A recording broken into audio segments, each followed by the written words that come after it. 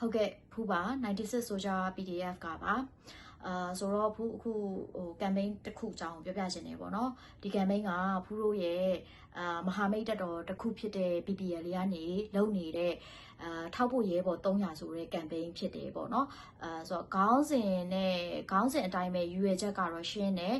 ဒီ BPL လေးရဲဘော်တွေအတွက်လိုအပ်ချက်တွေကိုဖြည့်တင်းမှုအတွက်ကိုမှဒီထောက်ဖို့တပ်သားထောက်ဖို့ရဲဘော်ဖြစ်ခေါ်ယူတဲ့ကမ်ပိန်းဖြစ်တယ်ပေါ့နော်ဆိုတော့ထောက်ဖို့ရဲဘော်အနေနဲ့ဘယ်လိုပါဝင်လို့ရမလဲဆိုလို့ရှိရင်ဖူးတို့က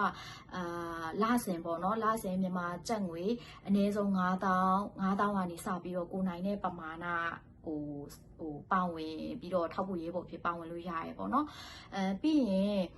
3လဆက်တိုက်ထောက်ဖို့ရဲဘော်အဖြစ်ပါဝင်နေမယ်ဆိုလို့ရှိရင်ဒီ BPL ရဲ့ကုကဲရေးမှုကိုယ်တိုင်လက်မှတ်ရေးထိုးပြီးတော့အတိမတ်ပြုတ်ထားတဲ့ထောက်ဖို့ရဲဘော်ကတ်ပြားကိုရမယ်ပေါ့နော်ပြီးလို့ရှိရင်ဒီတက်တော်ရဲ့ထောက်ဖို့ရဲဘော်ကိုပိုင်ထောက်ဖို့ရဲဘော်အဖြစ်ပေါ့နော်ကိုပိုင်နံပါတ်နဲ့လည်းမှတ်တမ်းတင်ခြင်းကိုခံရမှာဖြစ်တယ်ဆိုတော့ဒီထောက်ဖို့ရဲဘော်တွေကနေပြီးတော့မှလှူဒန်းတဲ့ပါဝင်တဲ့ပေါ့နော်ပါဝင်တဲ့ငွေကြေးတွေကအဓိကဘယ်ကိုစီးဆင်းမှာလဲဆိုလို့ရှိရင်ဒီ BPL ရဲ့ရဲဘော်တွေရဲ့အခြေခံလိုအပ်ချက်တွေဖြစ်တဲ့ရိတ်ခါရဲစေးဝါးရဲပြီးရင်စစ်အုံးစရိတ်ပေါ့နော်ဖူးလို့ခေါ်တာတော့စစ်အုံးစရိတ်တွေအတွက်ကိုတုံးပြသွားမယ်ဒီငွေကြေးတွေကအဲ့မှာစီးဆင်းသွားမယ်ပေါ့နော်ဖြစ်နိုင်ရင်တော့ပါဝင်ပေးစေချင်ပါတယ်ဒီကာလမှာလည်းဒါမိဘပြည်သူတွေအနေနဲ့အများကြီးခက်ခဲပင်ပန်းနေတဲ့ဟာကိုဖူးတို့တွေလည်းနားလေတယ်ပေါ့နော်ဒါပေမဲ့